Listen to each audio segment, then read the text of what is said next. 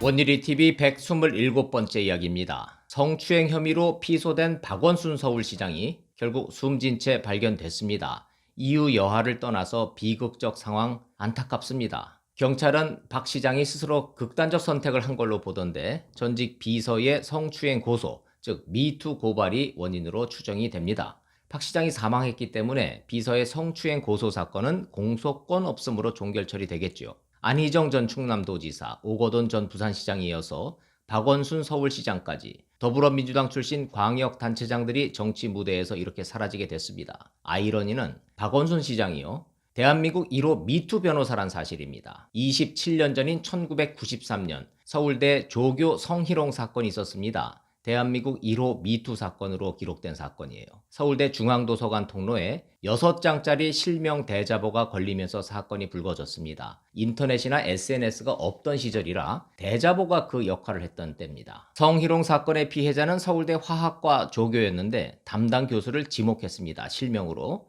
교육을 빙자해서 팔을 잡고 등을 어루만지듯이 쓰다듬었다. 양팔을 내밀어 뒤에서 포옹하는 자세를 취했다. 구체적 성희롱 사실을 대자보에 폭로했습니다. 조교는 자신이 저항하고 거부하니까 교수가 조교직에서 해임했다고 주장을 했어요. 당시 인권 변호사 박원순 변호사가 이 사건에 공동 변론에 나섰습니다. 같은 해 10월 서울 민사지법에 손해배상 청구 소장을 접수시켰죠. 공동 변론에 나섰던 박원순 시장은 조교에게 3천만 원을 지급하라라는 판결을 얻어냈고 승소를 이끌어냈습니다. 사건은 1995년 항소심에서 패소했어요. 가해자의 노골적인 성적 의도가 있어야만 성희롱으로 볼 수 있다. 재판부의 판결 때문이었습니다. 지금 기준으로 생각해보면 말이 안 되는 판결인데 당시 성희롱에 대한 사회적 인식이 그 정도 수준이었습니다.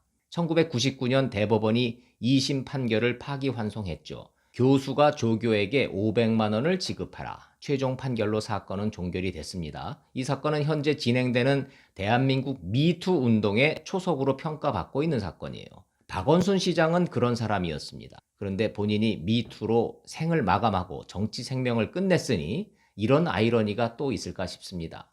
박원순 서울시장에 앞서서 안희정 전 충남도지사가 미투 사건으로 실형 3년 6개월 선고받고 복역 중이고, 오거돈 전 부산시장 시청 직원 성추행한 사건으로 자진 사퇴하고 재판 기다리고 있습니다. 묘한 공통점이 발견이 돼요. 피해 여성들의 일관되고 공통된 주장이 시장의 성추행이 반복 지속적이었고 주변에 도움을 요청했지만 외면당했다는 거예요. 박원순 시장을 고소한 직원의 고소 내용도 시간하고 장소가 다를 뿐이고 내용과 패턴이 유사합니다. 원치 않는 신체 접촉, 텔레그램 메시지를 통한 부적절한 내용 전송, 주변에 도움을 요청했지만 모두 시장의 위력에 눌려 외면했다. 심지어 피해자를 이상한 사람으로 몰았다. 이런 피해를 입었다는 주장입니다. 그래서 미투 신고를 하기까지 상당한 용기가 필요했다. 이 부분도 안희정 지사, 오거돈 시장과 공통점이에요. 정치적 파장은 클 겁니다. 지난 4.15 총선 직전에 오거돈 부산시장 성추행 사건이 터졌죠. 당시 서울시장 비서실에서도 유사한 성추행 사건이 터졌습니다. 그때 박원순 시장 비서진 중 한 명이었기 때문에 인사조치하고 형사처벌하고 끝났는데 이번에는 박원순 시장 본인이 미투 고발의 대상이 됐으니까 더불어민주당 차원에서 부담이 커질 수밖에 없습니다. 서울시장, 부산시장 자리가 함께 공석이 됐죠. 내년 4월 재보궐선거가 대선을 1년 앞둔 시점이기 때문에 미니 대선, 대선 전초전이 될 겁니다. 곧 있을 이재명 경기지사 대법원 판결 결과에 따라서 경기지사 보궐선거까지 겹치면 내년 4월 재보궐선거에 여야의 정치적 운명이 갈릴 수도 있습니다. 그만큼 박원순 시장의 미투 고발과 극단적 선택, 정치적 파장이 클 거란 얘기입니다. 진보 진영의 도덕성 문제도 또 문제가 될 겁니다. 안희정, 오거돈, 박원순, 권력을 비판하고 견제하던 정의로운 입장에서 권력을 가진 자의 위치로 변신을 한 건데 사람이 변하는 걸까요? 권력의 단맛에 정신줄을 놓는 걸까요? 아니면 원래 그랬던 사람들일까요? 어쨌든 그들의 위선과 이중적 삶의 행태에 대한 논란, 이거 불가피해졌습니다. 정권 차원의 위험 요소가 될 수 있고 레임덕으로 이어질 수도 있다고 더불어민주당은 잔뜩 긴장을 할 겁니다. 박원순 서울시장 개인의 비극은 안타깝지만 개인의 일탈과 비극으로 끝나기에는 정치적 파장은 상당히 크고 오래 갈 것이다. 저는 그 말씀을 드리는 겁니다. 박원순 서울시장의 비극은 여기까지만 하고 어제 법무장관의 검찰총장에 대한 수사지휘권 발동, 그 전면 수용한다라는 대검의 발표에 대해서 평가를 해보겠습니다. 9일 아침 10시 추미애 장관이 정한 데드라인이었죠. 윤석열 총장이 선택할 수 있었던 카드는 세 가지였을 겁니다. 1. 사퇴한다고 발표한다. 2. 데드라인 넘기면서 침묵한다. 물론 이 경우에는 추 장관의 검찰총장에 대한 직접 감찰을 불러왔겠죠. 침묵은. 버티기 중에서 조금 강공 버티기에 해당을 합니다. 추 장관이 노발대발하면서 항명이다, 말을 들어먹지 않는 검찰총장 감찰하겠다, 연일 공격하면서 바로 감찰에 들어갔을 겁니다. 압박과 침묵의 극한 대립 끝에 싸우다가 내려오는 방법이죠. 윤 총장은 1번, 2번 둘 다 선택하지 않았고 세 번째 방안을 선택을 했어요. 사퇴는 하지 않되 서울중앙지검에 대한 수사권은 내려놓는다. 즉 장관의 수사 지휘권 발동은 문언대로 전면 수용한다. 그러나 사퇴는 하지 않는다. 쉽게 말해서 출근 투쟁한다 이겁니다. 이게 사퇴와 뭐가 다르냐고요. 이성윤 서울중앙지검장이 무슨 짓을 해도 말 한마디 할 수 없는 식물총장으로 그 자리에 앉아있는 게 이게 사퇴와 뭐가 다르냐고요. 어차피 처음부터 이 싸움은 명분 싸움이었지 윤석열 총장이 이길 수 있는 싸움이 아니었습니다. 검언 유착이 본질 아니다. 권언 유착도 본질이다. 이게 윤 총장의 검찰총장으로서의 명분 아니었습니까?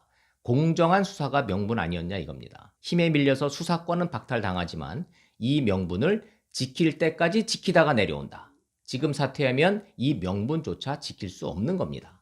결국 사퇴가 아니면 버티기인데 감찰과 추 장관의 막말을 유도하면서 강하게 버티느냐 아니면 수용하는 모양새 당하는 모양새로 버틸 때까지 버티냐 두 가지 버티기 방법이 있었던 겁니다. 윤 총장은 후자를 선택했다고 봐요. 왜 그럴까요? 추 장관 뒤에는 살아있는 권력이 있고 거대 여당이 있고 묻지마 지지층이 있고 이길 수 없는 싸움이라고 판단했을 겁니다. 어차피 중앙지검에 대한 수사 지휘권은 물 건너갔다 판단했을 거예요. 즉 수사는 이제 추 장관 마음대로 한다. 이성윤 중앙지검장 마음대로 한다. 반쪽짜리 수사가 될 것이다. 역시 살아있는 권력은 수사할 수 없는 성역이구나. 그러나 이건 아니다라는 의사표시는 한다. 출근이라도 한다. 권한은 뺏겨도 소신은 뺏기지 않는다. 소신과 명분 지키기. 이게 검찰총장으로서의 마지막 보루다. 이렇게 판단했다고 저는 평가를 합니다. 추미애 법무장관은 만시지탄이라고 했습니다. 국민을 위해서 잘된 일이라고 그랬어요. 외견상 추미애 법무장관의 완승, 윤석열 검찰총장의 백기투항이다 라고 많은 언론들이 쓰고 있는데 과연 그럴까요? 꼭 그렇지 않을 수도 있다고 보는 게 제 의견입니다. 추미애 장관이 전투에서 분명 이긴 것 같은데 전리품이 없습니다. 원했던 고지탈환을 못했어요. 누가 뭐라 해도 추미애 장관의 최종 목표는 윤석열 총장 사퇴였을 겁니다. 추미애 장관은 단일 시나리오를 갖고 있었고 윤석열 총장은 복수의 시나리오를 갖고 대응했다. 지난 일주일 동안 두 사람의 행보를 복기를 해보면 이게 맞는 말 같습니다. 윤석열 총장은 단 한 번도 추미애 장관을 정면으로 들이받는 언행을 하지 않았습니다. 형식은 머리 숙이고 타협하는 모습이었어요. 그런데 내용을 보면 검찰총장으로서 원칙과 소신을 바꾼 적이 없습니다. 다만 형식과 가정에서 윤 총장은 정면 충돌은 피했죠. 추미애 장관은 사생결단을 하자고 칼을 들고 외나무 다리로 올라오라 그러는데 윤 총장은 이 방패를 들었다가 아니라면 내려놓고 저 방패를 들었다가 그것도 아니라면 또 내려놓고 외곽만 빙빙 돌면서 외나무 다리로 끝내 올라서지 않고 일주일을 버틴 거예요. 결국 최후 통첩 시간이 정해지니까 외나무 다리 바로 앞 직전에서 오케이 그럼 다 수용할게 선언을 해버린 겁니다. 검찰총장 지휘권 상실됐다. 이제 이성윤 서울중앙지검장 추미애 장관 지시받으면서 마음대로 수사해라. 장관의 지시를 전면 수용해버린 겁니다. 이걸 백기투항 항복이라고 추미애 장관이 진심으로 생각할지 글쎄요. 추미애 장관은 그렇게 해석할 것 같지 않습니다. 왜냐? 원했던 최종 그림이 아니기 때문이에요. 추미애 장관은 윤석열 총장의 정면 대응, 이른바 항명, 아니면 최후 통첩 시한을 넘기는 침묵, 이걸 기대했을 겁니다. 항명을 빌미로 바로 감찰 들어가서 식물총장 만들고 끌고 내려온다. 하루라도 빨리. 이 전략이었을 텐데 갑자기 막판에 오케이 전부 수용하고 나오니까 꽉 찼던 압력이 확 하고 빠지는 겁니다. 그 사이에 윤석열 총장은 밟아야 할 과정은 다 거쳤죠. 검사장 회의를 통해서 장관의 지시는 부당하고 위법하다. 검찰 내부 공감대 지지 얻어냈고 외부 법조계 원로들로부터 절대 사퇴하면 안 된다. 버텨라. 명분을 얻었습니다. 추미애 장관 입장에선 예상치 못한 돌발 변수도 또 발생을 했어요. 어찌 보면 이게 더 큰일일 수도 있습니다. 최광욱 열린민주당 대표에게 법무장관 입장문 가안 유출된 사건, 초안을 쓴 사람은 추미애 장관이고요. 최광욱에게 보낸 사람은 장관실 보좌관입니다. 조국 백서팀이라고 하는 친조국 인사들에게도 한꺼번에 다 보냈대요. 정부 공식 문서, 그러니까 장관의 입장문이 완성되기 전 초안 상태로 여권의 국회의원하고 묻지마 지지층들에게 먼저 간 겁니다. 사전에 공유가 됐어요. 일제히 페이스북에 올렸다가 일제히 삭제를 했습니다. 이게 뭘 의미하는지 짐작이 가실 겁니다. 막연하게 예상했던 합리적 추론, 윤석열 총장을 압박하는 추미애 장관 뒤에 친조국 묻지마 지지층이 있다. 추 장관은 그들과 한 몸이었다. 최광욱 의원은 SNS를 떠돌던 글을 퍼와서 올렸다 이렇게 해명했던데 법무부에서조차 동조하는 사람이 없습니다. 최순실 국정농단하고 뭐가 다릅니까?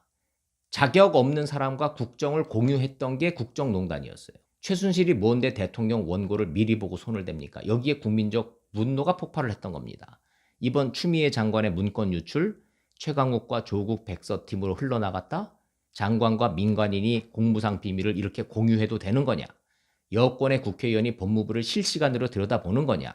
검찰에서는요, 검언 유착보다 더 심각한 법정 유착이다. 그러니까 법무부와 정치권의 유착이다. 이런 말이 나오고 있어요.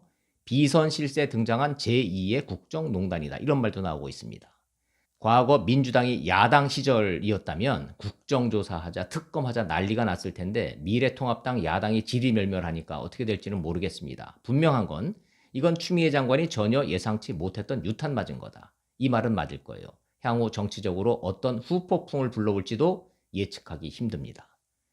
지난 7일 동안 벌어진 추미애 장관과 윤석열 총장의 대립, 수사 지휘권이라는 전투에서는 추미애 장관이 힘으로 누르는데 분명히 승리했다.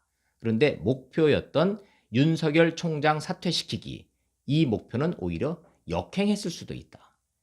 윤석열 총장 역시 힘 빠지고 두들겨 맞고 지금도 질질 끌려 내려올 가능성 여전하지만 버티기에 명분을 얻었다. 당분간 언제까지일지는 몰라도 출근 투쟁하면서 여론전에 기대면서 버틸 여력은 오히려 커졌다. 이런 평가와 분석을 해봅니다. 오늘의 TV 마치겠습니다. 고맙습니다.